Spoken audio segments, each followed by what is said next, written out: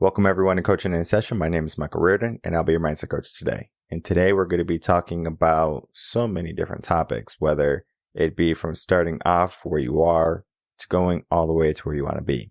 And this is something that I think people are having a hard time with right now because there's just so much hoopla going on in the world where we're so busy, we're doing all of this movement, but we're not getting anywhere. I remember Denzel Washington said, "Do not mistake movement for progress."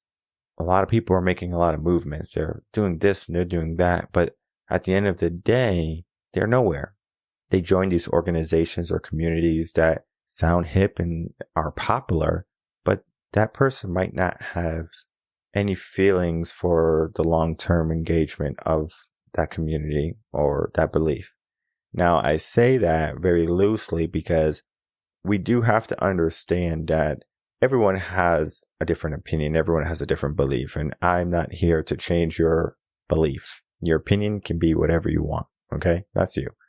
We live in a world where my opinion must be your opinion, right? So if you have an opinion, you believe that other people should believe in what you believe in. And if you don't, then ask, what gets you upset? For example, let's say if you believe in a certain type of religion and you're like, well, that religion doesn't exist. You get upset because of that. Let's say because of a certain movement, culture. Do you get upset because someone doesn't believe in you? It's very easy to say that someone is something or that they don't believe in it because they don't value you. But I want you to understand that just because someone has a different viewpoint, it doesn't mean that they're not with you. We have fallen off from where we were as people. We are no longer communal people. We just operate individually. We operate, how can I be better? How can I make my life good? What do I need? And yes, we might find a group or a set of people that share the same belief as us. But just because they share the same belief of us, it doesn't mean that they're going to be the best for us. And today, someone that I typically just don't think when I'm going to be having a person on the podcast, oh my goodness, this person's going to change my life or we're going to be able to change the world together. I kind of knew when I was going to be bringing on this guest that we were going to be able to do something amazing. And just from this discussion alone, I do understand it's going to be a long one. I want you to understand that what we talk about today is only the beginning. And I said this in an episode of Motivation and Motion, and I'll say it again. We give ourselves an idea of where we want to be. And sometimes that idea doesn't work out. What do we do when it doesn't work out? And today, my guest, Ahmard Vital, he's going to be helping us understand, well, how can we get to our goals, build what we need to succeed, and then keep on with keep on.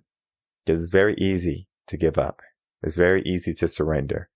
But how can we be forward in our future and what we want? It's going to start with an episode like this. So you're not going to want to miss 1 second of this episode with Ahmard and myself.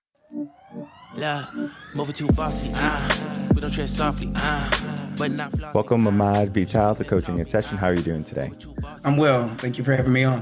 Of course. So today I have you on as a mental performance coach, and you do so much more than that. I want to let everyone know you have a laundry list of amazing things that you have accomplished in your life. So when I saw you do motivational speeches and podcasts, I said, I have to have you on because you're going to bring so much wisdom and so much value to the audience. Without me talking about your whole history and everything you have accomplished, can you please tell the audience who you are, what you do, and how you help them? Thank you. Thank you, Michael, for that. I mean, the main thing is that at this point in time, I work mainly with young adults. Let's just say the age groups of older teenagers, 17 through the age of like 28. And I just help them sort of level up that next level of life, whether it is coming out of high school, going to college, going into the real world. I'll do a lot of mental performance coach work with them, get them to set the boundaries of what it is that you want out of life and what's going to be the best possible way to get there. When you deal with a lot of young people who are, you can say, trying to look at the difference between what they're passionate about and what's going to make them money, it's always a good fine line between there. And I like to help them sift through those things. And as an author, speaker, and mental performance coach, I'm able to do all of those things through the proven principles, going all the way back to, the biblical times and, recent as Napoleon Hill and a lot of the great philosophers of today. And so I like to really work with them because I like to look at the idea that the future is ahead of us. And right now, our young people are probably the most confused they've ever been in human history. And I like to be that old enough to have the wisdom, but not young enough to be out of touch. And whether it's through nonprofits or through the ministry, through the church and different things of that nature, I'm right at a perfect place to be able to work with them. And I always look forward to coaching and consulting with them and also speaking on their turf, whether it's in colleges, high schools, and different areas where young people congregate. The work that you do is so important. It's essential, not only because helping these young men understand that their future has some meaning, to find some direction, more so than just a wallet, because a lot of people, they look at, well, what's going to make me money, right? This job is going to make me money, but it might not bring fulfillment. Sometimes I get emails from high schoolers, and there might be 17, 18 years old seniors, or maybe even juniors, right? But typically it's a senior. And they say, I'm worried, or I'm afraid that I'm going to make a mistake. What should I do with my life? And they are just so afraid to make a mistake, where they're just not willing to go out, try something, fail at it. And then they say, you know what? I'm okay, right? You said something that's important. We are dealing with a generation who is not equipped to handle what the world is about to give them, right? They have been babied. They have been soft in our life, right? I mean, we have a homes, everything is done for us, right? We don't need much. We don't have to go out and hunt for our food or go out and fight for our fights. We can be keyboard warriors now. We don't have to be physical warriors anymore. So a lot of people, they don't understand their true value, their true worth, especially men. So men have the option now. Do I show up or do I not show up? Do I choose strength or do I choose weakness? Do I choose to be a hero or do I choose to be the villain in my life? And what's happening is that we are looking at the easy path. What is the easy path for us? So if we don't have to show up, if we don't have to be courageous, if we don't have to be the hero, because all that takes a lot of energy. And the brain knows it. The brain is saying, what are you doing? This is too much work. You could just stay at home, play some video games with your friends online, and we could be good. We could be good, but that's not life. There's going to be a point at some time in that man's life, especially in the young man's life, that he's going to hit a wall or hit rock bottom, and he's going to have no other alternative but to show up. But that is too late at that point, because you already wasted maybe 5-10 years. How do you help these young men or young women begin to show up at an earlier age rather than waiting until they have a trauma or a life circumstance to have no other option but to show up? That's a great question, and I am faced with that on many a times, and obviously working in the team ministry, I have the honor of seeing some young men who were 13, 14 years old, and so sometimes I can get to them early. And the thing that I've always done, whether it's through ministry or through coaching, which now sort of blurred the lines between the two, because principles are principles. Not concerned about the feelings of well, I don't understand that. Well, we're going to get you to the point where you do. The bottom line is that especially for men, like there has to be a moment of where life is just rough, right? We have to have that. That's why whether you're talking about the coddling of the American mind, where young dudes aren't going out and playing in the yard. We're not playing kill the man with the ball. We're not picking up sticks and things of that nature. Those are all developmental things that we need, right? Going outside, riding bikes, just the idea of conquering each other in an interesting way. If you really think about it, life as a whole hasn't changed that much from the standpoint of where we are biologically. Men are called to provide and protect. And a lot of times in that protection, it means what? We need to go to battle for something we care about. And that part of society has been taken out. You're absolutely correct. We've gotten to the point where, without going too far back, once you break apart the family, then all bets are off. And we are probably 4 generations, 5 generations in on that, where the softening of men, and then you take that and you mix it in with the feminist movement and things of that nature, where it's just like, get in touch with your feminine, with your softer side or whatever. And I'm not saying that men are just supposed to go out there and just fight every day, but we do need to go out and fight every day, right? And maybe it's not a physical fight. Maybe it's an ideological fight. Maybe it's a cultural fight. Maybe it's a spiritual fight. But the bottom line is that the fight in young men has just been decimated, right? Telling them, hey, you're too aggressive. Aggressive is what built this country, built this world. And a country full of soft and, feeling word here, men who just are not willing to go out and endure, right? We need the struggle. You spoke earlier about, they're afraid to go out and make a mistake. I want you to make the mistake. You have to make the mistake. In fact, it's part of the journey, right? You can't go through and have things figured out. Whether you're talking about, how a diamond is created, how metal is forged. I mean, that's what's needed, especially for young men. There is no easy path for a young man because there's no safety net for you. There's no, I don't want to attack life. Eventually, life is going to attack you. And you need to go head first into that. You need to, maybe grab the car keys when your folks tell you not to. Maybe you need to explore and go in that area with your bike where it's like, hey, it may be dangerous out there. You need a little bit of edge and danger in your life because that's what it's going to call you to be. You need to scuff your knee up. You need to get bit by ants. You need to get stung by wasps, bees. You need to, sprain an ankle. You need all of those experiences to bring you to a place where you gain the wisdom. How else are you going to gain wisdom other than through trial and error, right? And we're not going to biblical or philosophical or whatever, but every great person in the word, in the Bible, all had to endure. They all had to go through struggles. They all had to go through triumphs to become what they became. That is what men have to do.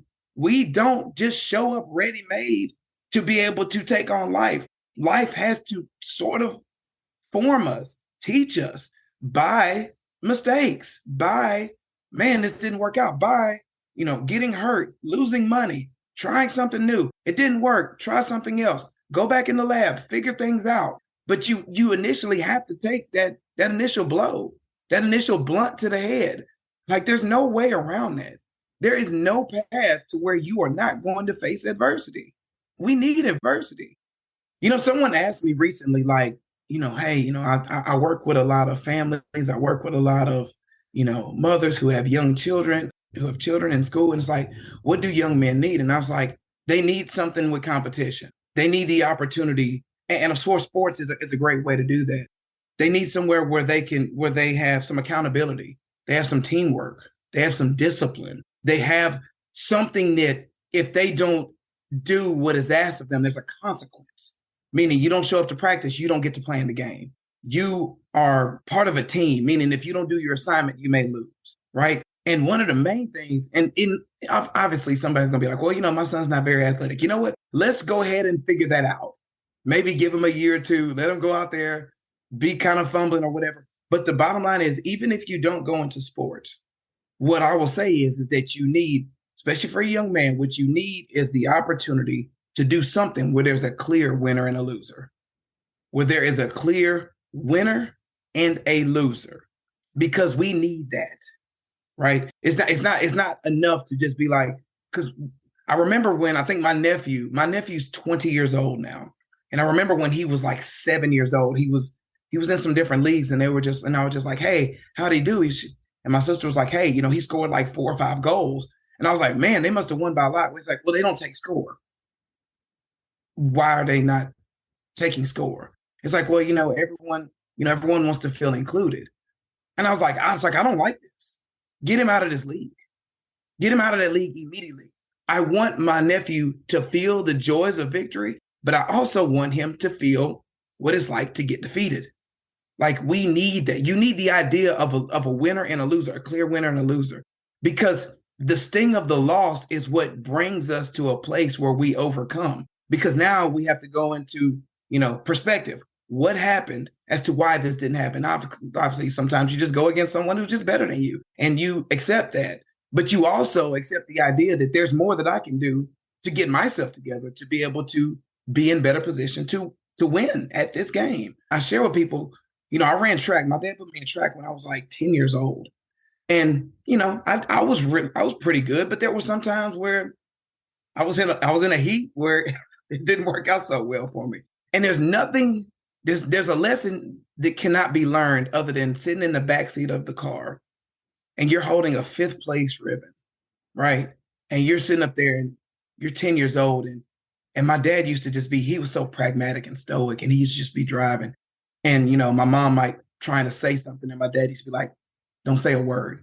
Let him feel what this feels like. And the whole trip home is just quiet.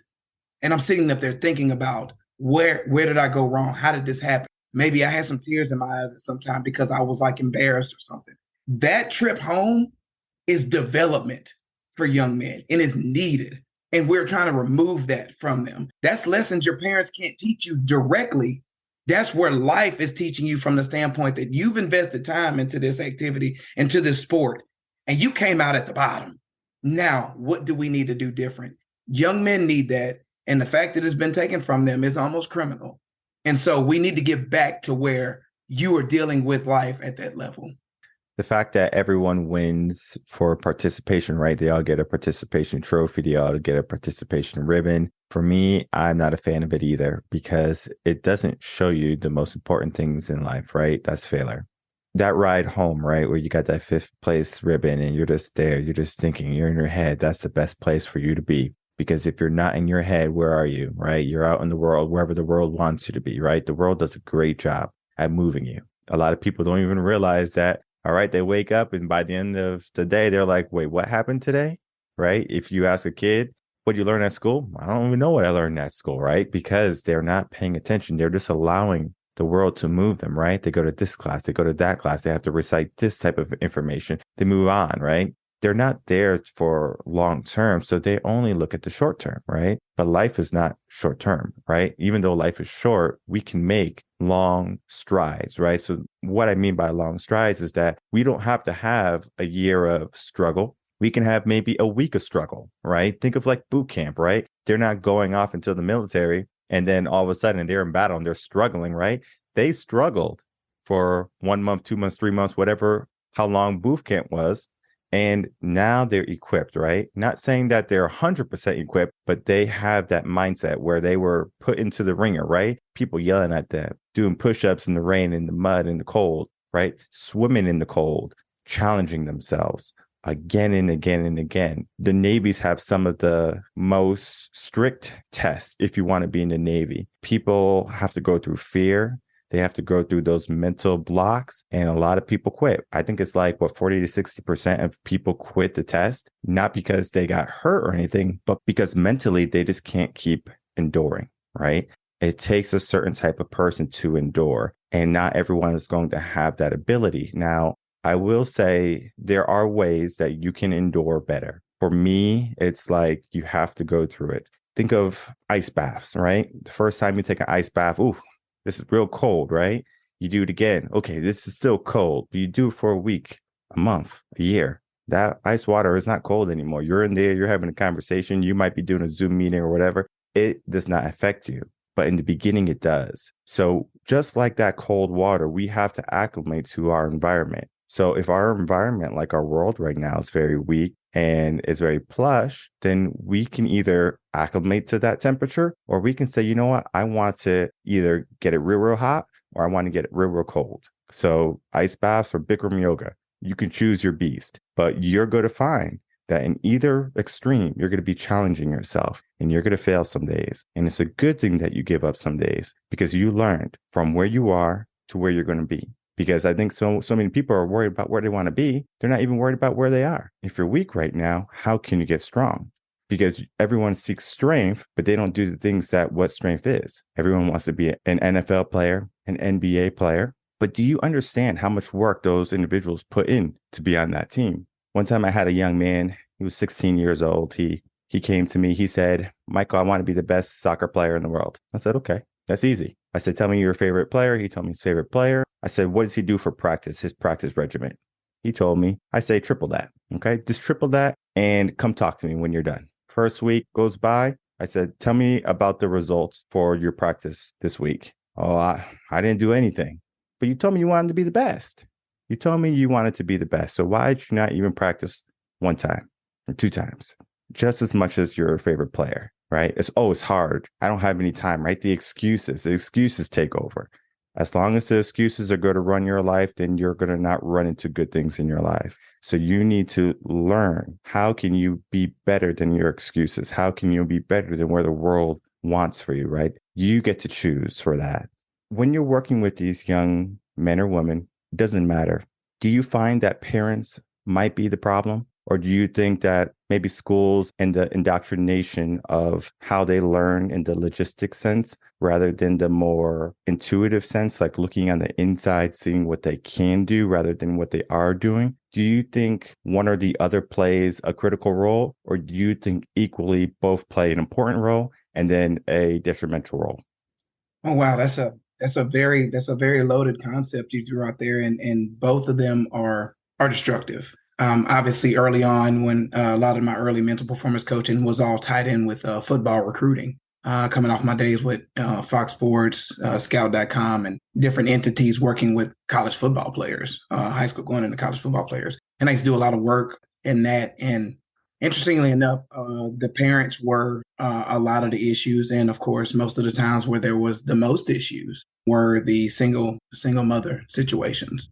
Overwhelmingly, that was a major issue because many a times, we're going through the discovery process, trying to figure out how did we get here, whatever. Because a lot of times, many people don't take the time to do any type of introspection, any time of, what I call taking personal inventory of your life. Like, your life is kind of garbage. Okay, well, you weren't born garbage. So, like, how did you be surrounded by garbage? And so when you get to unpacking your life, like, especially when I deal with young men who are borderline homeless, they're just down and out, I always go back and say, hey, when did you feel like you were winning? Like, take me to a time when maybe you were on top of things and what was going on there. Now, obviously, sometimes it's been 10 years, but we try to see what was going on in his life to be able to sort of work in reverse. Because obviously, if you're in your 30s now, it's not the same thing you can do when you were 17. However, we can look at the mindset and be able to sort of scale that up. But when it comes to parents, what I can say probably happens, I'd say at least 40% of the time,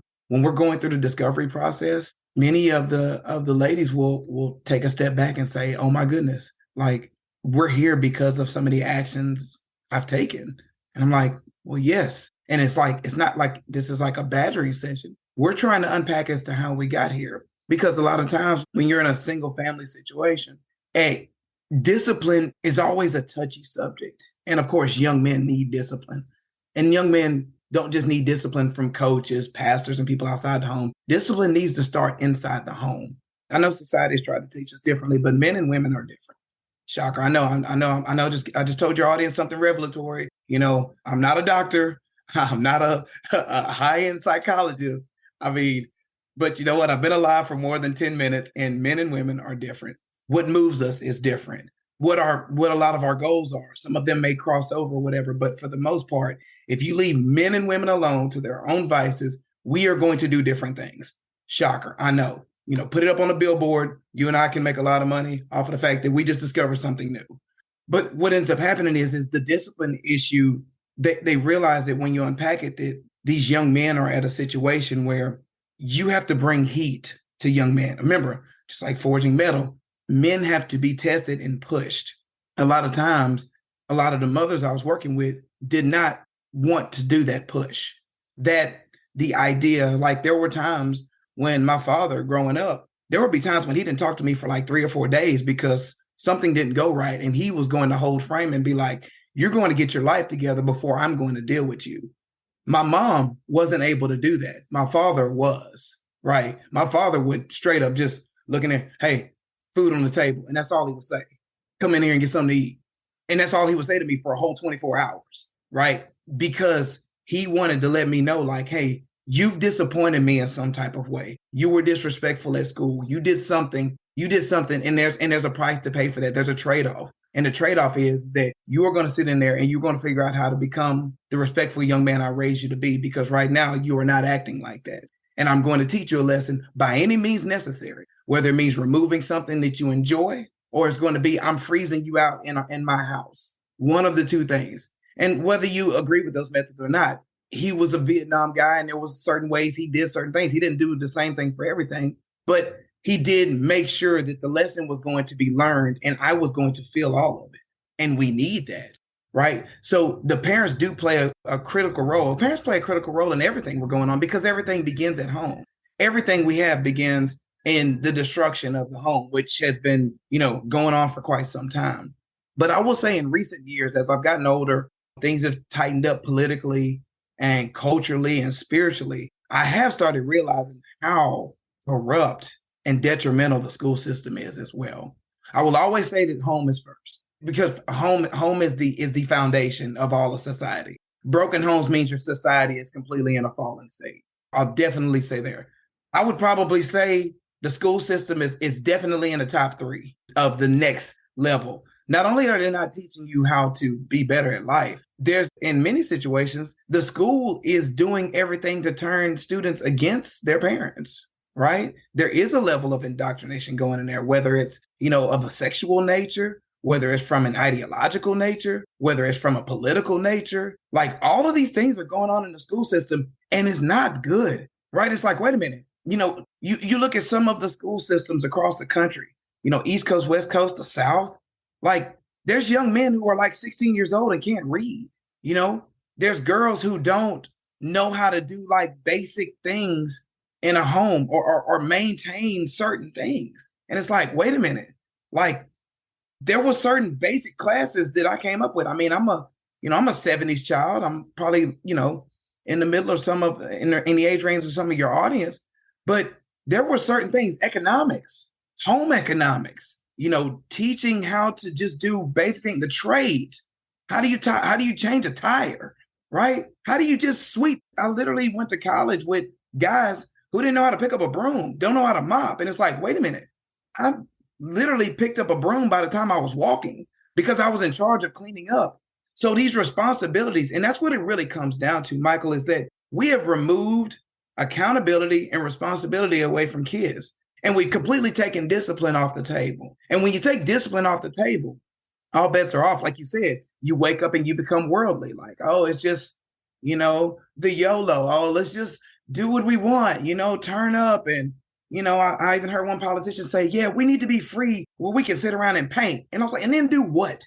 Right? And do what? We're going to sit around and finger paint for hours. Then what are you going to do with the other 20 hours of the day? Right? And so you sit there and you're listening to these people and you realize like, wow, this indoctrination is so deep. And then you wonder, you come out of school and then you go to the advanced indoctrination at the college level. And, we probably don't even have time to get into that level of indoctrination. And they come out, no wonder they're upset. They've been lied to for like 15 years of their lives because the home is broken. Dad is doing whatever he can do. Mom is doing whatever she can do. Or maybe mom or dad is not there. And so then, some ideological zealot teacher gets in your head when you're in 3rd grade. And then it's just like every year it's just like, oh, Michael, you're such a victim.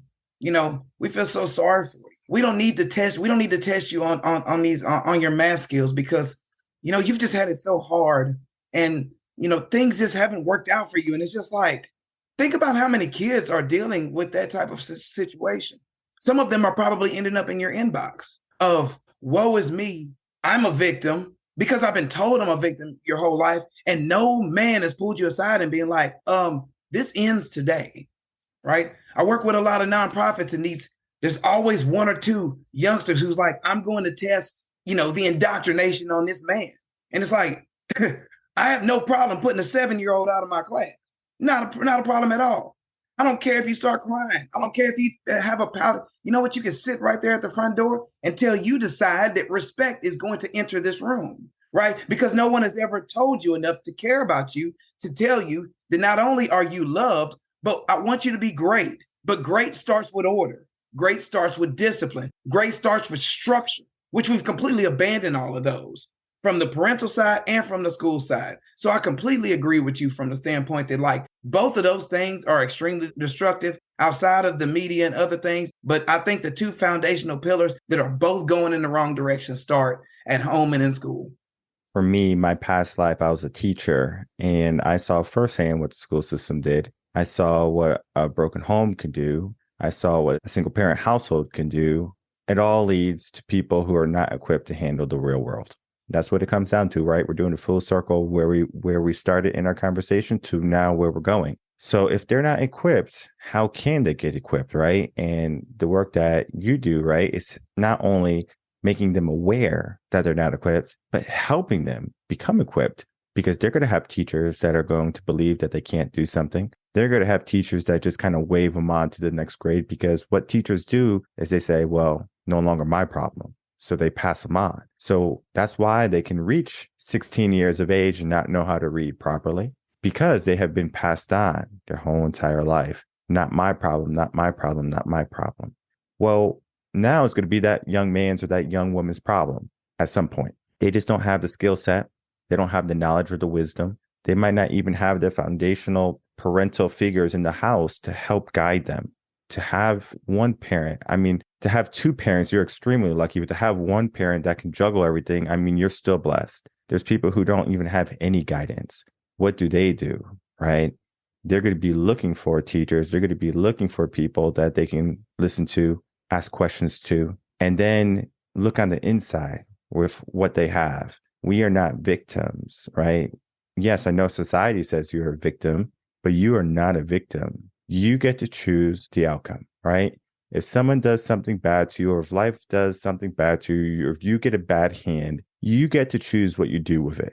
Do you give up? Or do you say, you know what? I'm not going to give up quite yet. There's so much more. There's so much left for me to do. So when you give yourself that ultimatum, I'm going to make a difference in my life, I'm going to make a change, rather than waiting for a Superman to come save you, or someone to come save you, or someone just to pass you along, or someone to say, oh, you poor thing, here's something for you. Life is not a wait until you get a hand me out. Life is go out and grab what you want. All right. You don't go to the grocery store, open up your basket and say, can you please give me some food? No, you pick out what you want. Life is like the grocery store. You get to pick out what you want, right? You're not going to pick the rotten fruit when you go over to the produce, or the vegetables that have a day left. You're going to go pick out the good stuff. So why don't we pick out the good stuff in life? Why don't we say, I want better in my life for myself? And it's not that you need to have the superficial things. I need the nice clothes. I need the nice cars or the big houses. Those are distractions, because you can live very minimal and then still have great things in your life. What is success to you? What is happiness to you? Questions that people don't even ask. And when I ask young men, especially young men, because a lot of young men work with me, I say, what are you doing for your future? Oh, I never thought about it. Why? Why don't you think about it yet? And these young men, they have parents who love them. So they have parents who love them, that love them enough to go get them coaching. And then I'm asking them the question, well, what are you doing for your future? Oh, I never thought about that. Because you have been protected again and again and again. When you're home, you're protected. That's why it feels good to be home. You're in your comfort zone. But when you go out and you ride your bike and you go out, hang out with the kids in the block, and then you guys start making fun of each other and you have to either run away or say something back, right? You stand your ground. And we have lost our footing.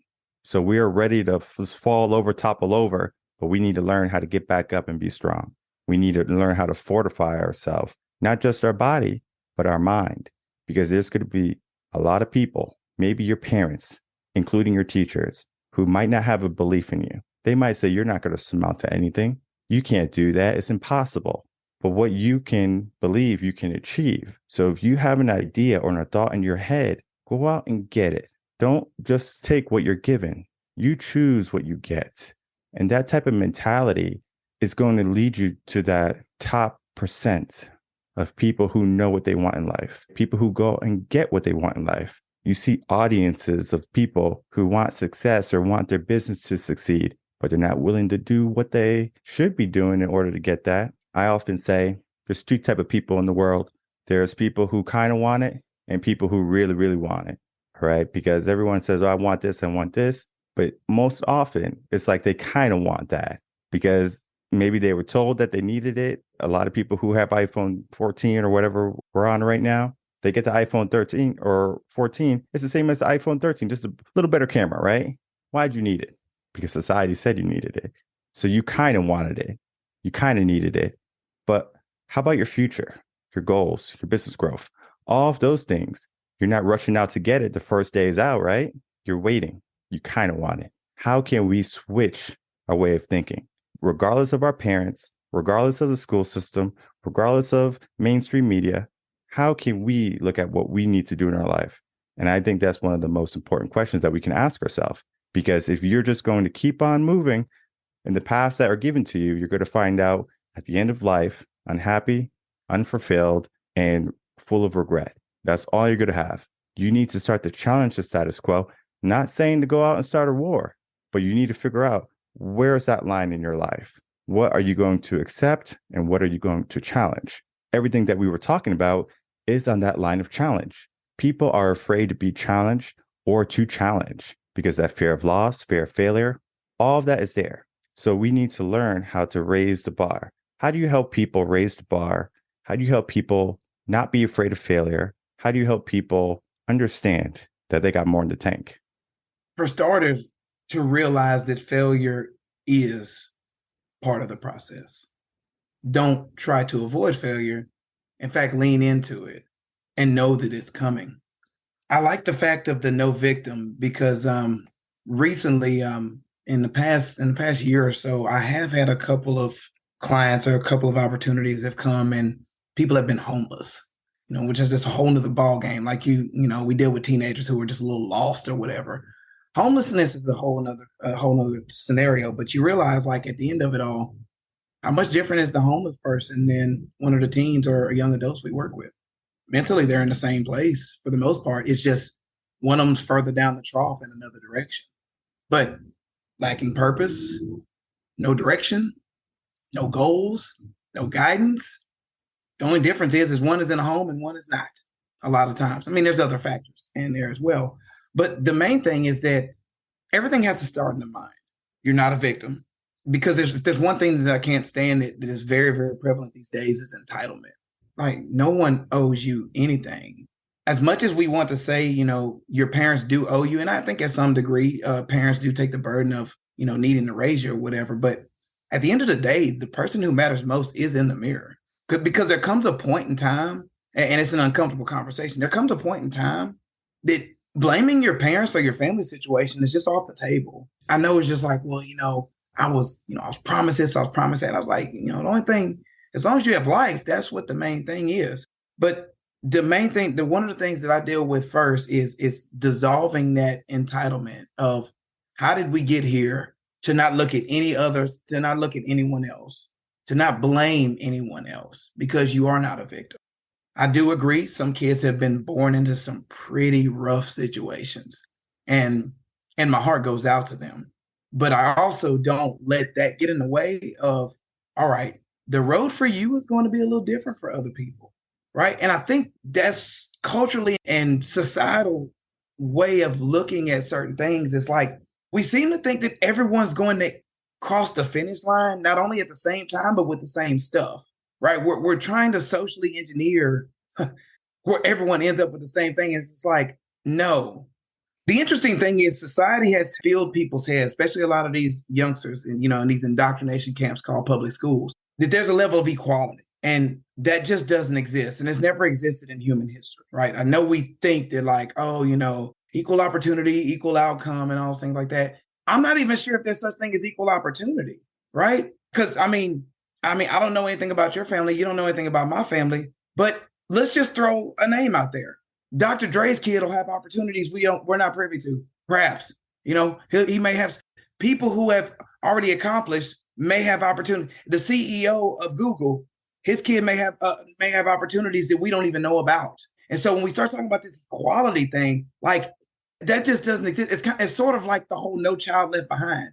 No child left behind means no kid goes forward. And that used to be a real huge thing in the public school system. Like, we can't leave anyone behind. Yes, someone's going to get left behind because not everybody learns at the same pace. And you can't hold the whole classroom up because one kid's just not getting it. Like, my mother was a teacher for 42 years, and she used to have students in her class, and she was just like, this young man's never working at NASA. And it's not like you treat them any differently, but you do treat them differently and say, hey, let me put them on different types of tasks than the rest of the class. Of course, yes, you need to still make sure that they're doing the coursework, but at some point you have to understand what that student is about and what moves them. And so she would take a lot of them and they would be more helper to the class as opposed to diving in deep to some intellectual book that this kid has no chance to be able to figure out.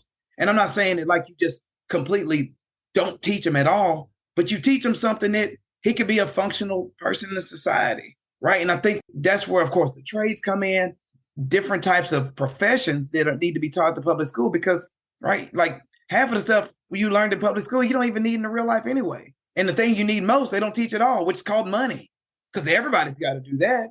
Everybody has to have insurance. Everybody has to own a car at some point in time. Yet you don't teach the basic necessities of life. You teach a bunch of stuff that doesn't even matter. And so we have to teach and understand that, like, you can't avoid different things. You have to lean in on it, but you have to be willing to endure to be able to make things happen. You know, if they're down and out, I like to focus on entitlement for sure, but also to get them to a place, I use two words: gratitude and service. Gratitude is the idea of looking around and saying, I'm not going to use profanity, but I'll use a somewhat of a strong word. You look around and say, you know, all of this around me kind of sucks, all of it, or so you think. And it's like, is there anything good within this pile of junk I have going on here? It's like walking through like an old storage closet at your grandparents' house that's been untouched for 30 years. And you're just like, wow, it's a mess in here. Well, some people's lives are like, you know, you say, I'm grateful for what? Grateful for life. Grateful that I could have been, you know, it could be worse. And it's like, well, it's looking pretty bad. Yeah, but it could be worse. And so gratitude is one of the first things that I teach, whether I'm teaching young men, whether I'm teaching adults, it doesn't matter. Gratitude is where we start. Looking in the mirror saying, I'm grateful for this person and all who helped me to get here. Because you didn't get there alone, which, you know, we'll probably get on that later. Like, no one lives life alone. You need community, right? That's a whole nother deeper conversation. And also service. What do you bring to the table that can be positive for someone else? Is there a skill you have?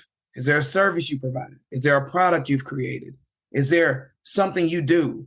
Is there a job you're doing that's going to be beneficial to the whole of the community, to the whole of a company, the whole of any different things, a school, whatever that's going to be?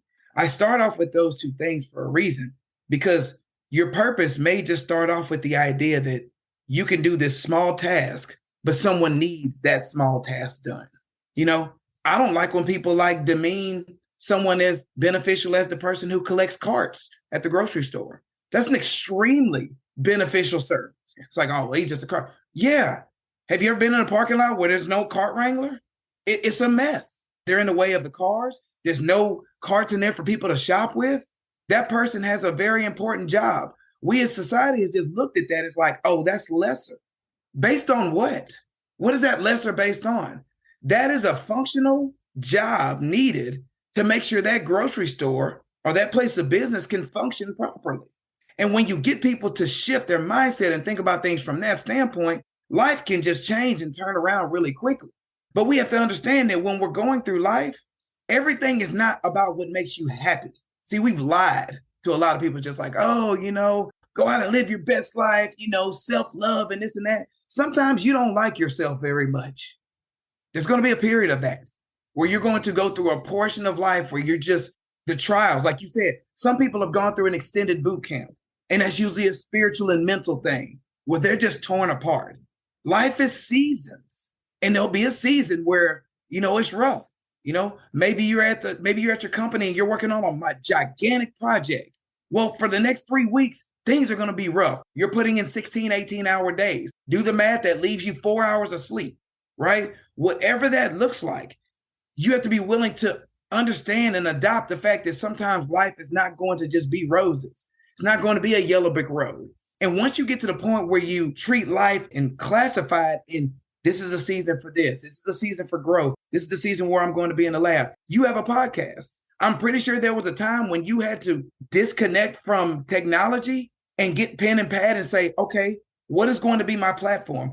How am I going to lay this out? What equipment do I need? There comes a time when it's like you need to disconnect and identify not only what you want, but what do you need to accomplish this? And people want to skip that step and just be like, oh, well, I deserve this. Oh, I need to be doing this. Oh, I need to be making this. I always jokingly say, when I came out of college, I worked at a community newspaper making $17,700. That was in 2004, right? I was making more money at a sports bar in college than after I get a degree and come back to Houston and I'm working. And I remember telling my father, I'm just like, man, I can't live in Houston for $17,700.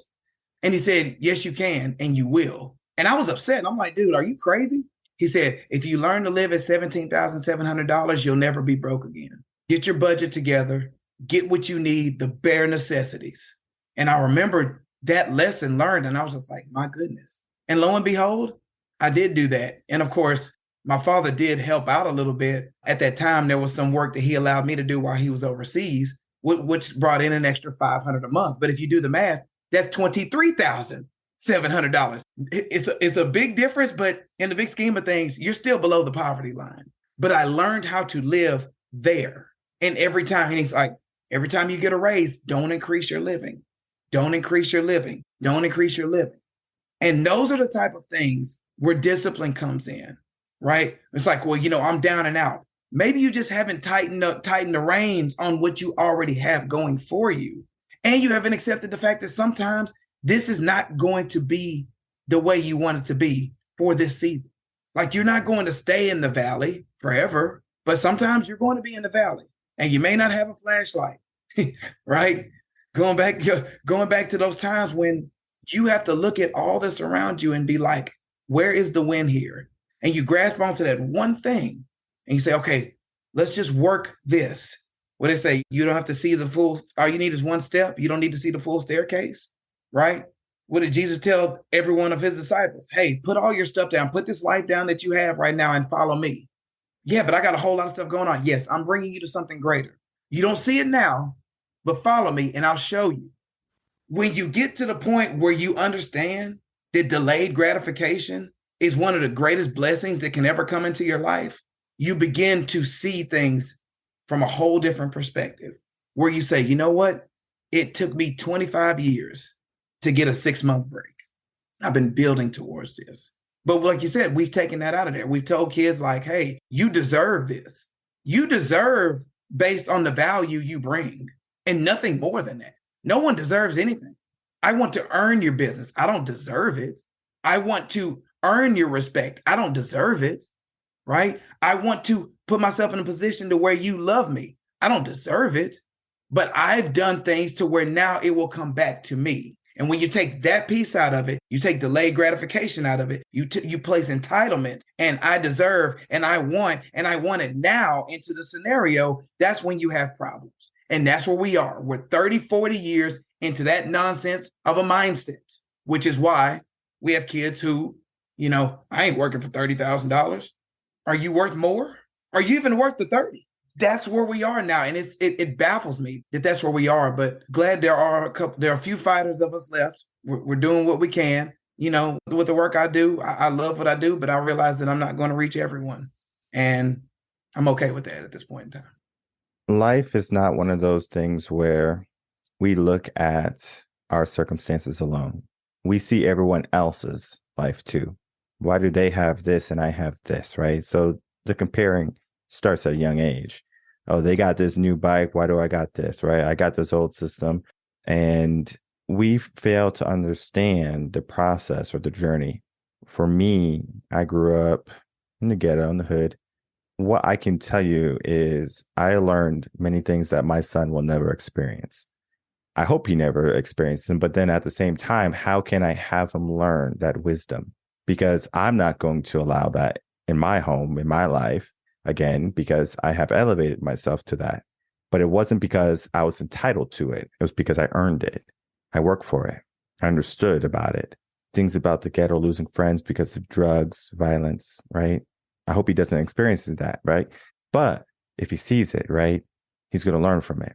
Growing up with no electricity in the home, I hope he doesn't experience that. But if he did, he will learn from it.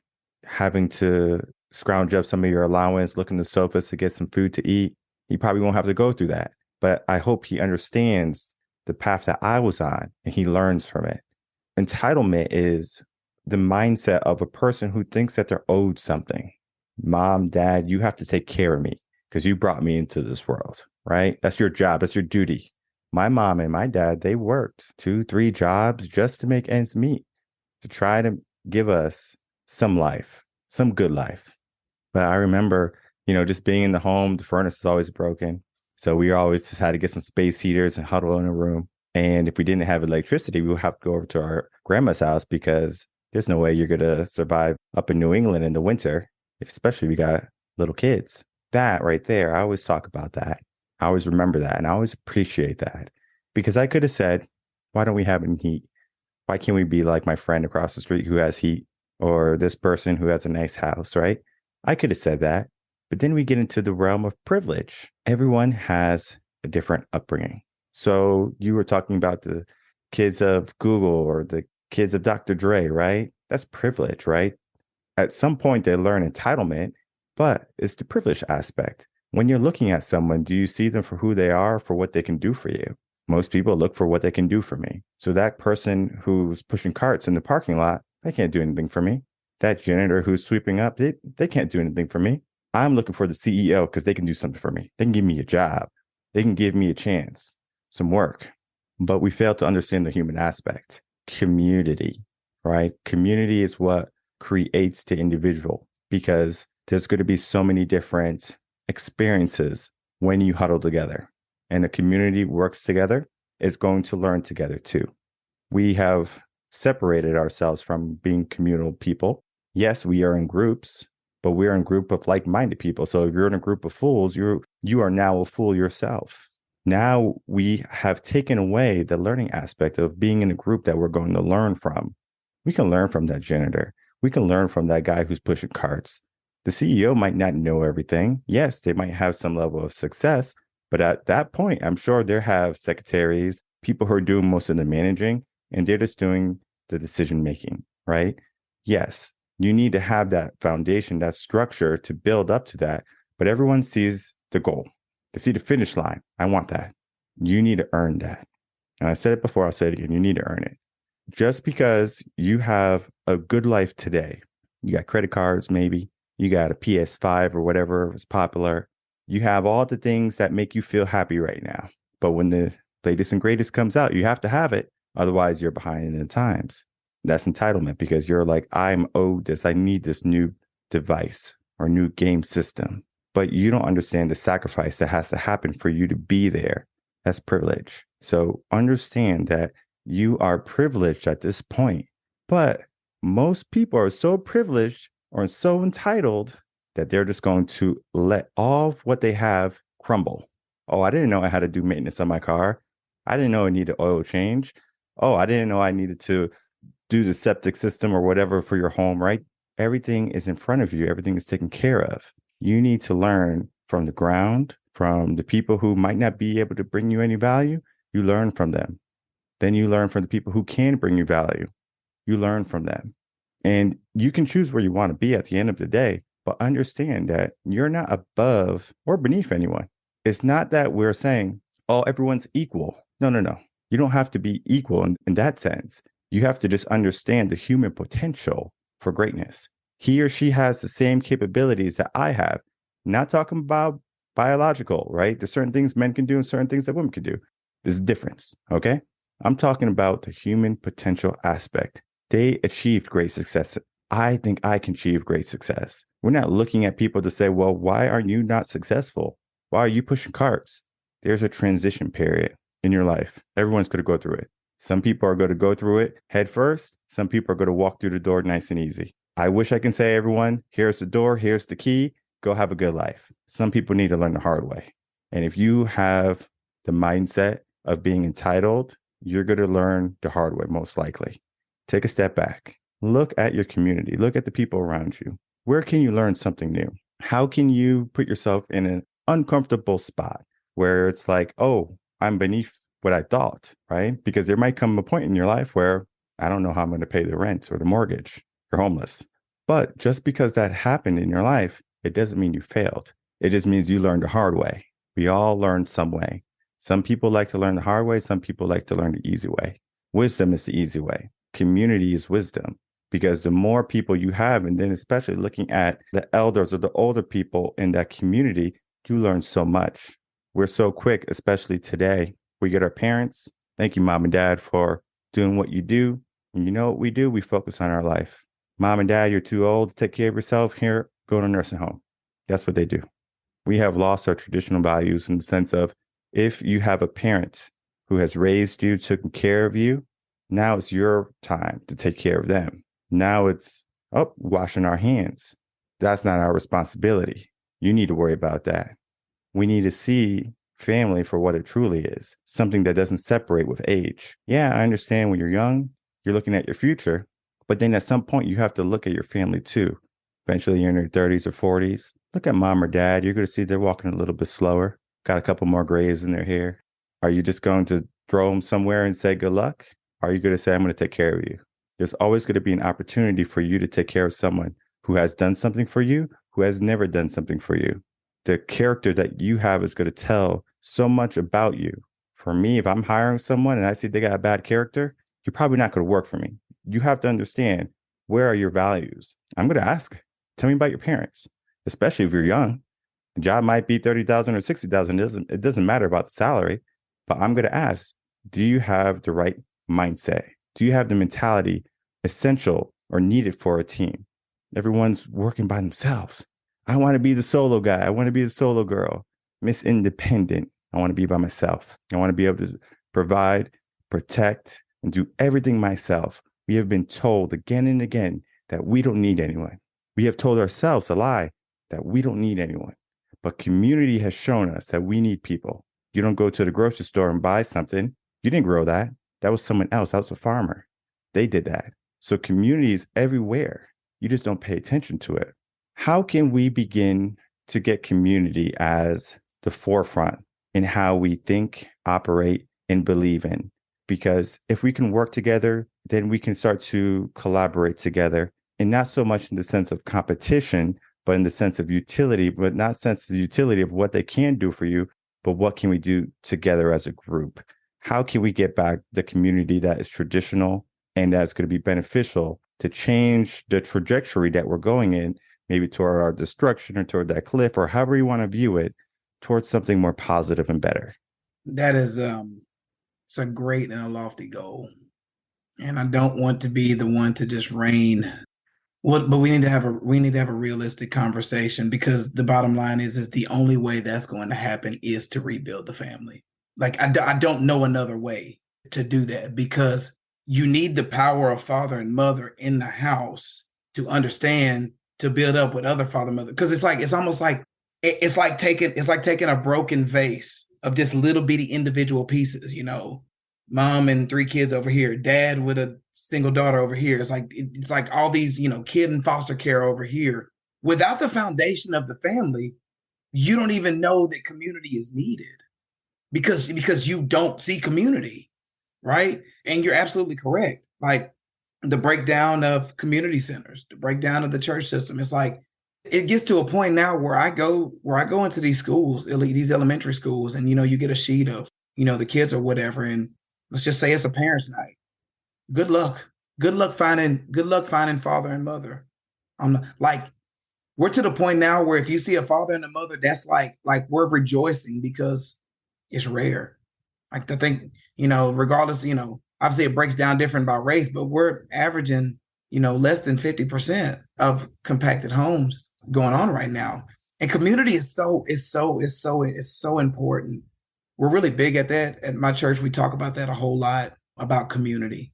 Because, I heard you say, hey, Miss Independent, hey, go get this bag or whatever. And it's just like, first of all, that's a lie. No one becomes successful by themselves. Oh man, I got it out the mud. I'm one deep, ain't no one in my passenger seat. You're lying, and stop lying to others, because no one gets successful by themselves. No one does. And I like the idea you were talking about, we brought the card guy back up. In my book, I talked about one of the impactful things I saw growing up as a kid, because my mother's been a school teacher all these years. And I used to always wonder, every school she went to, why there was so much favor she had with the cafeteria workers and the janitors. Like, they absolutely loved her. And I was like, and I remember one day, because in the younger grades, obviously our school was like 30 minutes from the house. So if mom stayed after, I had to stay after, because she's my ride. I'm 9 years old.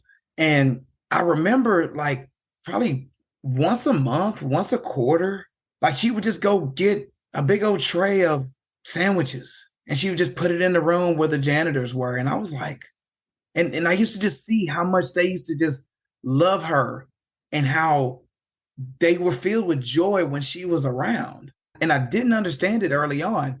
And so the contrast came was obviously when I went to college and I would come back and I was in town, you go by and see your mom at school. It's kind of common when your mom's a school teacher, because mom wants that. She wants her college young man to come to the school so she can take you on the tour of like, hey, my son's home. He's doing this. He's playing football. And, my mom always had the wall, the glass where it's just like all she did was put the accomplishments of all her kids, magazine articles, book covers, and things of that nature.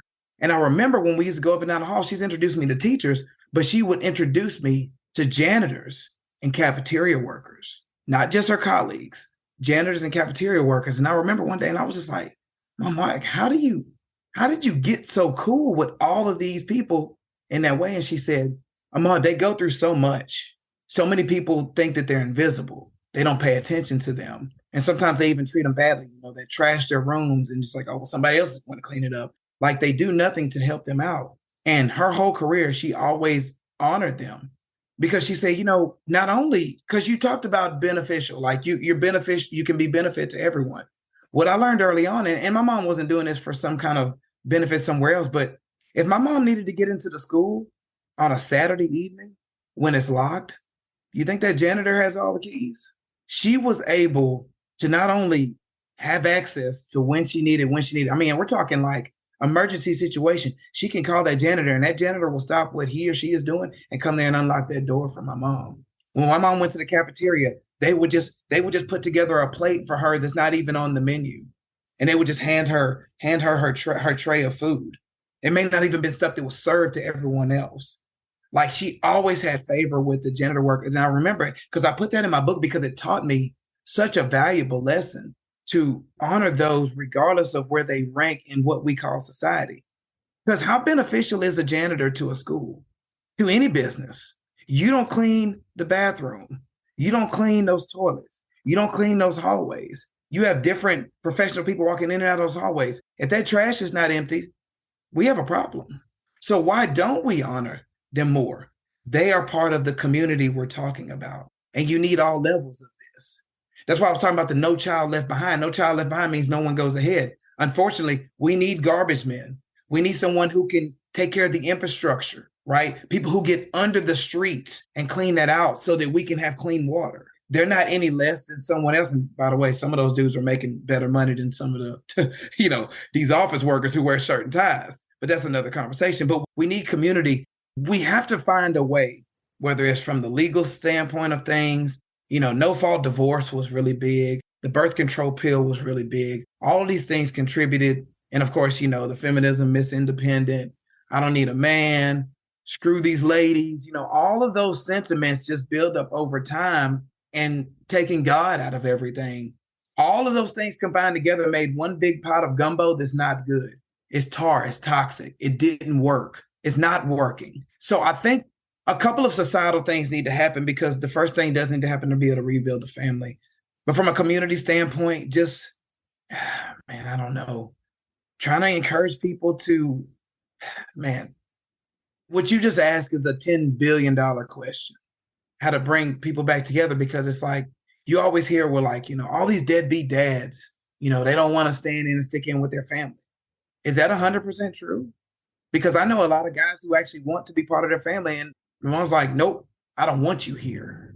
There's a lot of that going on. But it's like, society is just like, okay, dad's not there. Dad's a piece of garbage. He doesn't want to be there for his kid. When in actuality, not only is he being blocked, but he's being forcibly pushed out. I'll take your money and your insurance, but I don't want you there. Uncomfortable conversations no one wants to have. Why is there such an incentive structure for ladies to break apart the families? Why? You ever been to family court before? My goodness. It's like you go in there and it's just like, you're just wrong by default. It's like, hey, I want to go in and do the right thing. Let's work this out or whatever. There's no working out. I need that check and I need this insurance and you can see him once a month. It's like, wait, I and we're talking about good men. I'm not talking about the true deadbeats, the dude, he's got 8 kids from 6 women. I'm not talking about that guy. I'm talking about a guy who's a postal worker. I'm talking about a guy who's a school teacher. I'm talking about a guy who's a middle manager or something. I'm talking about the assistant manager at Best Buy who had a wife and 2 kids, and out of nowhere, she just woke up one day and said, I'm not happy. And she's out. And he's got limited access to the kids. No one wants to have that conversation. But that conversation needs to be had for us to get back to the community structure, because community structure starts with what? Families. It's not a bunch of broken puzzle pieces. It's families. Because this family can benefit you. And then we have the community. We have communities around here where housing structures are put in place where there's an accountability, where I look out for your kids, you look out for mine. But right now, we just got a bunch of loose, made up homes, 3 generations. You got grandmother, mother, and daughter now has a kid, and they all live in a house together. That's not functional. That's not what's needed in society. That's not a good thing. I know we like to get it like, yeah, I can do this all by myself. No, you can't. And we've taken all of these structures, we've taken all of the guardrails off of these things. And so now it's like, okay, so now what we do? And it's like, we have to rebuild the family. But the answers that I would have to rebuild the family, I don't know if society can do it. Are they going to take no-fault divorce out of the court system? Probably not. Are they going to take the incentive to, irreconcilable differences? Are we going to take that? Are we going to make it harder to get divorced? Because if we don't, we're going to get more of this. Are we going to practice a little bit more celibacy to where you don't have 4 kids by the time you're 18 with no husband? Are we as men going to have a little bit more penis discipline to where we're not just out there just having unprotected sex with whomever? Because again, I'm not 100% blaming the ladies. Like, we obviously have an accountability factor as well, but it's just the incentive structures for ruining the homes does rest on the lady side of things. Because I know too many men who didn't want their families to be broken apart, and they didn't have a choice. They didn't have a choice. It was over whether they were against it or not. And until we can do that, I would tell your audience, because we are in a fallen state right now, I would tell your audience, get with a local church, get with support groups around there, get around some good, righteous people, some faith-based people, because we have to start small, right? We have to start sort of one small community at a time and then grow from there. Like they always say, make your bed first, make your bed, clean up your room, right? Clean your kitchen, right? Clean your shave up, go get a haircut, clean up your own body first, and then we can grow from there. But community is important. And I think some of the steps we've laid out here are going to be the start to community. It's a much deeper conversation and a much more draconian way to fix it, right? It's going to take some drastic changes that, take some of those entitlements off the table, right? Cut food benefits, housing benefits, cut those things in half where it's not just so easy to just go out and have 4 kids and be like, well, my rent will be $22 and, I can put me and my 4 kids in here. We need to take those incentive structures off the table. And that's going to take some time. But that would be my short-term fix for a long-term problem. There's a lot that has to be fixed. And when there's so much that has to be fixed, it can be difficult to know where you want to start. If you can just think about a room that's dirty, you might say, well, where do I begin? Right? Well, maybe taking out the dirty clothes, putting those in a hamper, maybe then putting the clean clothes, hanging them up, ironing them, folding them, putting them away. What's left, right? And we just begin that process of just doing the first step, the second step, and so on. When we're dealing with the community and changing how people are intrinsically, internally, we have to start small.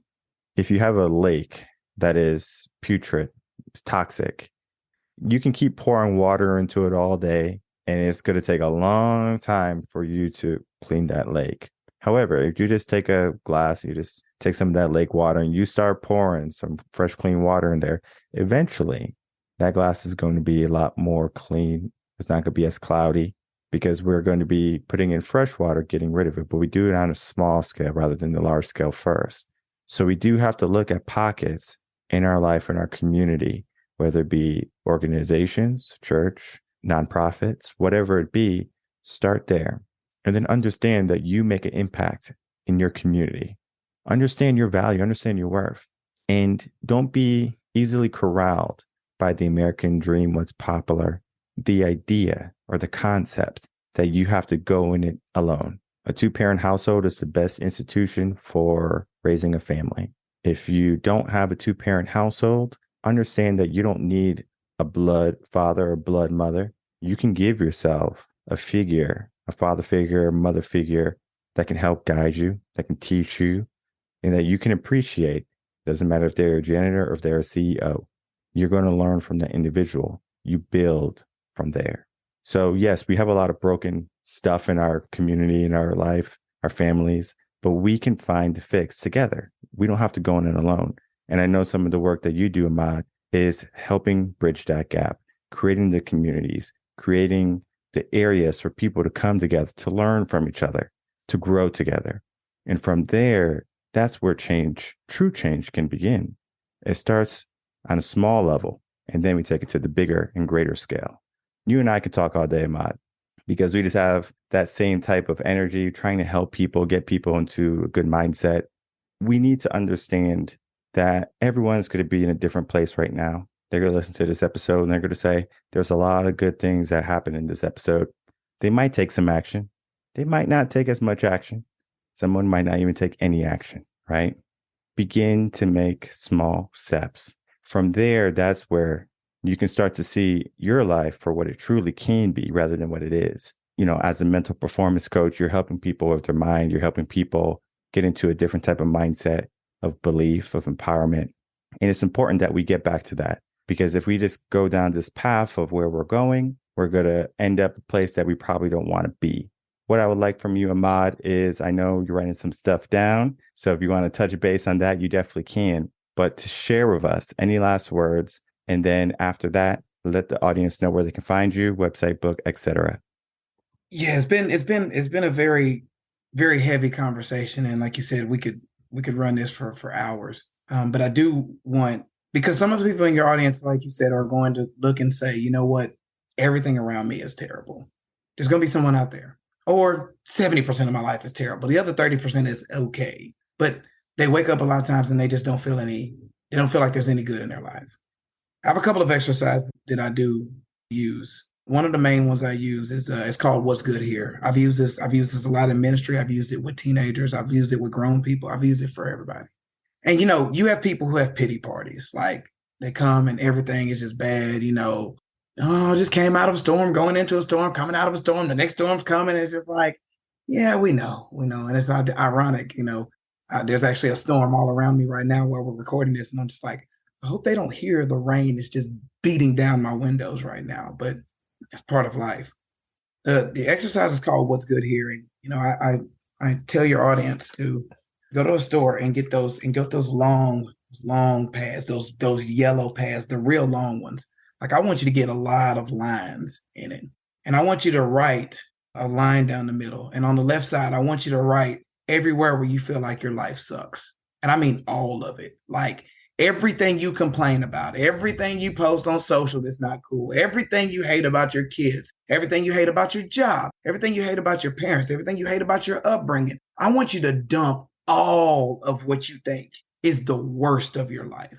I want you to hold nothing back. I want the full pity party. I want you to have one of the situations where you're going into a psychiatrist's office and they just let you go and you're nonstop for like 30 minutes of just garbage. Just dump it all out. Throw up everything. I want you to lay all of it out. If you need to flip the page over, keep going and write all that stuff down. Then I want you to take that pad and I want you to put it away somewhere. Minimum of 4 hours. Sometimes you can even go a day, whatever. And I want you to go about your life. I want you to take some quiet time and think about, it's almost like you put out so much negative energy that you need to kind of regain your strength, right? I want you to just sit down, and whether you're, a person of faith, maybe this will be a time to go into some prayer. If you're into something else, some meditation, but I want you to sit still, and I don't want you to say a word. I just want you to just sit there. It's not easy to do, but I want you to just sit there in a room and just be quiet. Just sit. It's almost like stealing of the waters. Just let the waters, don't throw a rock in it. Just shut up. I just want you to sit. And I want you to go about your day. Minimum of 4 hours. When you come back on the other side of that you put this so bad, I want you to write down why what you think is so seemingly bad is a great moment in your life. Why it was great. Why was it great that you saw that your mother was doing drugs when you were 7 years old? Why was that great for you? Your father getting locked up when you were in high school. Why was that great for you? You lost an opportunity in high school. Why was that good for you? You didn't get into the college you wanted to get into. Why was that good for you? It's going to take some time to go through that and dig through all of those. Because one or two things are going to happen with your audience. They're either going to realize that there was some good that came from that because it led them to something greater and made them work harder in other areas, or they realize and look down at that and say, why am I even worried about that? Why is that even a thing? And then you just get to start scratching stuff out like, this no longer serves no purpose in my life. Like, why do I even care what this person thinks? Why am I worried about an 8th grade crush? Those things. And so that's one of the things. The what's good here has been extremely powerful. It will be time. You will cry over this, possibly. You will get really emotional. You'll get angry. All the spectrum of emotions are going to come out with this. And you know what? I want all of them. Throw it against the wall, cry over it, be pissed off at it, be all that. I want you to just let it all out. And then what's good here, or this no longer serves a purpose in my life. On top of that, a couple other little things which we'll address in my newest book is the 3G thing that I do. And I know we're up to 5G now, but 3G just works out better. Where every morning when you wake up, you put, a pad next to you, a journal or something. And every morning you write 2 things you're grateful for and 1 goal every day. That's it. 2 things you're grateful for and 1 goal. It's called the 3G experience. That's all you need to do. Roll over. First thing, boom, write down what I'm grateful for. And if someone says, I don't know what I'm grateful for, if you just need to put every day, I'm alive, then you can start with that. Because being alive is a blessing. I know for some people, they were like, oh, the alternative better. No, it's not. The alternative is never better. Life is beautiful. Life can be hard, but life is still beautiful. It's up to us to make it fulfilling. And of course, 1 goal. Like you said, start small. Like, stop trying to put together these lofty things. You know what? I'm grateful for these 2 things. And today I want to do this 1 thing. Just one thing. I want to accomplish 1 thing. And you know what that 1 thing can be? Washing your dishes, making your bed, do something at work, making your kids lunch. We think that goals are supposed to be like, yeah, man, I created, the metaverse. No, a goal can be as simple as cleaning up your area rug in your living room. It's something. Because when you're down and out, you need to find a win somewhere. And the 3G helps you realize what you're grateful for and gives you a small, attainable goal to do every day. And you can expand on that. You want to go to 5G, you want to do that or whatever. Those are 2 of the 3. And of course, life is not meant to be lived alone. We talked a lot about community. I want your audience to go find an AA member. I'm not talking about, I love my people who are dealing with alcoholism and I want them to get the help. But AA, in this sense, out of the book, is called Accountability Ally. I want you to get someone who's close to you, but not too close to you. I want someone who loves and respects you, but doesn't idolize you. Like, don't get a fan, like someone who just loves everything you do. You want someone who can hold you accountable. Someone who, when you get out of line, it's just like, okay, when the real Michael shows up, let me know, right? Michael needs to go regroup. Ahmard, I need you. Because my mentor did that to me one day. He was like, I don't know who this guy is. So when Ahmard shows up, he can call me back. But now we're off the phone for now. And he hung up on me. You want an accountability ally, someone you can share your goals, your life goals with. And not only can they put a plan together for you, and even if they can't put a plan together for you, they can hold you accountable and checking in with you and saying, hey, where are we on you getting this job? Where are we on starting this business? Where are we on writing this book? Where are we on doing certain things? And so you want to have what's called an AA. And really and truly, that would be some of the takeaways that I would want your audience to do. And obviously we can share on places to find me, because I do have some resources that I can share with them as well. But these 3 things, no matter where you are in your journey of life, I think those 3 things can at least get you to a point where you're seeing life a little bit differently. And you're understanding that there is some value to your life and that you do bring a lot to the table. You just need to discover what that is. And I think that these 3 things will help you unpack the old, live in the new, and have someone who will help you get through those things. And where's the best place that people can find you if they're looking for you? AhmardVital.com. That's AhmardVital. And on all the social media platforms, it's all Ahmard Vital. I mean, there's no alias. I mean, my company name is different, but if you need to find me, Ahmard Vital is the best way to go about that. For your audience, I also want to give them access. A new book just was released on January 3rd of this year, but my publisher made some copies available. So they can go to booknowwhat.com booknowwhat.com. They can get a free digital copy and preview the book. It is available on all platforms, wherever you like to buy books, but at least you can get a chance to check it out and preview it. That's a gift to your audience for sticking in here with us and taking this time to go over different ways where we can make the world a little bit better than it was when we came into it. For me, that's one of the big missions I have, is to become the man I needed when I was 17. I'm driven by that, gratitude, service, and impact.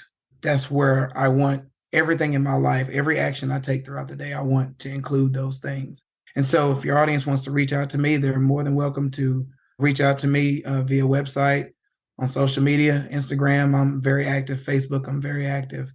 info@ahmardvital.com. If they need to email me something, I make myself as available as I can for your audience and those who are in need. I'm here to be a servant, not to just necessarily be served, but to be a servant.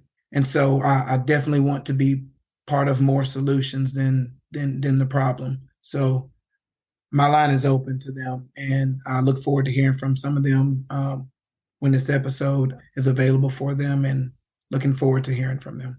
All right, perfect. And I'll put all of your social links, website in the description box below. That book link for people to get your book from Amazon, things like that, where they have to pay. I'll put that in the description box. But for that free download, that PDF, they got to earn that. They got to make it from the beginning of the episode to the end of the episode. So I typically don't put the free stuff. They have to watch it. They have to earn it, because people can easily come watch the first 10, 20 minutes of it. Oh, it's a free book. Let me download that, right? I want you to get the whole bit of what we talked about today, because what we did talk about today range from so many different, I guess you could say, points that need to be adjusted in our life and our society. And, just looking at the 3 Gs, I'm always grateful for life, grateful for my family, grateful for what I do. But today I am grateful for you, Ahmard, for coming on and spending some time with us and just sharing your wisdom and your energy, because I knew when I was setting up this episode that you were going to be a wonderful guest, because what we do here at Reven Concepts and here in Coaching and Sessions, the podcast, is we bring on other wonderful coaches like yourself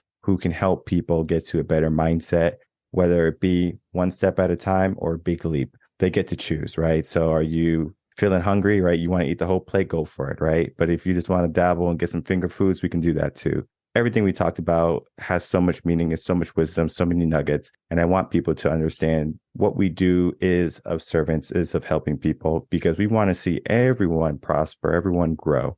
And that's the whole point, right? How can we help you? We're not looking at, well, what can you do for us, right? How can we help you, right? And that's the goal. If you haven't figured that out, reach out to Ahmard and begin that process of cultivating a relationship, and then understanding your true power, building the community, and then building the mindset that you need. I want to thank you so much, Ahmard, for coming on. Great conversation today. Thank you for having me, and I appreciate you all taking the time today. I'd like to thank everyone for watching the episode with Ahmard Vital and myself. As you can see, Ahmard is not only helping people with their mental performance, but he's helping them with all aspects of their life. There's so many things in our culture that can be toxic. And I'm not talking about toxic masculinity, because there can be toxic femininity, but you don't hear about that. We talk about the things that sell, fear sells, but then we also don't talk about things that are going to be personal development. I don't know if you're a TikToker, but TikTok here in America is different than TikTok in China. TikTok in China is about personal development. That means my TikTok channel will be probably number 1 in China. However, here in America, I'm not doing challenges. I'm not doing silly dances. I'm not taking pictures of my kids doing different things that are funny or crazy. It's all about personal development. For that, it's different in the algorithm. I want you to be better. I want you to be more. I want you to have more in your life. And it's not that you deserve it. It's that you earned it. What you thought was perfect might just be the beginning. So the goals that you give for yourself and you don't achieve them, there could be something better for you. And many people, they get into this idea that I need this, I need this, I need this. And if I don't get it, I don't know what to do. And many people, they come to me broken, they come to me lost, they come to me unsure what they need to do. And I tell them, well, we need to begin. And we need to begin doing the right things rather than just anything. When's the last time you planned something in your life? You got down a notepad and you said, I'm planning this. Maybe it was New Year's resolutions. Maybe you planned it. You wrote it down. Maybe you thought about it. That's not writing it down. That's not committing to it. We need to have more accountability. We need to have more structure. And we need to know that the cause and effect of where we're going right now as a culture and a community and as a nation is not going to lead us to the top, right? Many people are going to be left on that path to the summit. And you just have to ask yourself, do you want to be at the summit or do you want to be along that path to the summit? Now, if you're walking to the summit, that might be a different conversation. But the people I'm talking about have given up. They have given up hope. They have given up their dreams. They have given up the views that they can attain and see. We have so much potential that is untapped. How can we begin to untap more potential? How can we begin to get the answers that we weren't told in the schools by our parents? We have those answers, not just in this podcast, but in the future too. What I'm going to be building, what Ahmard is going to be building, we're going to be changing the whole nature of the world. I'm so fortunate to have built this podcast to meet individuals like Ahmard who come on, share their peace, their wisdom, and then also light my fire too, saying, you're doing great work, right? Let's keep going. And as long as you keep on going and you know and you have some direction, you are going to be ahead of the crowd. And it's not so much that we're ahead of the crowd and we look back and we say, well, everyone else is too slow, they're turtles and things like that. And this is not slow and steady wins the race. I'm not saying that you have to go fast. I'm not saying that you have to go slow. But just because you're the tortoise doesn't mean you have to hate the hare. And just because you're the hare doesn't mean you have to ridicule the tortoise. We all are going to move at our own pace. But we do have to have a pace. We do have to have structure. And so if you're looking for structure, I encourage you to check out what Ahmard does. He's going to be able to help you get to better physical body, better mental state. You can also head over to revenconcepts.com. Get yourself some coaching. Get yourself what you need in order to thrive. And Ahmard has written some amazing books. So I encourage you to check those books out because I always say that a book that changed your life is not the book that changed your life. It was the book that tipped you over to the book that changed your life. And it might be a difficult concept to understand, but every subsequent book you read is the wisdom building blocks. So you finally get to a point where you finally have enough building blocks or you have amassed enough knowledge or wisdom and you said, I finally got it. We all have a purpose or an idea of what we want to do in the world. Just because you haven't done it yet, it doesn't mean that you're not on the right path or that you're not going to make it. Some people don't make it. And the reason why they don't make it is because they give up. It's because they don't push themselves. It's because they found complacency and they said, this is where I'm going to stay. The comfort zone, the fear. Because showing up every single day is something that we have to understand that not everyone's going to do. There's a reason why so many people achieve just okay. Well, I don't want you just to achieve okay. I want you to achieve more than that. I want you to achieve greatness. How can we get to that point? We need to begin here. We need to begin to build the communities that we need, to build the mindsets that we need, the relationships that we need. Start today. Just write down a list of what you need to do and then begin that process. Because the end goal is going to be, well, what is your mindset telling you? Because if your mindset is telling you something great, then that's what you're going to achieve. But if your mindset is telling you something else, then that's when you have to start to make some changes. So choose to make the change and be the change because the change that you seek is within you. My name is Michael Rearden. I'm a mindset coach. If you have any questions, you can email me coachinginsession@gmail.com and I will see everyone on the next episode of Coaching in Session. Until then, everyone take care.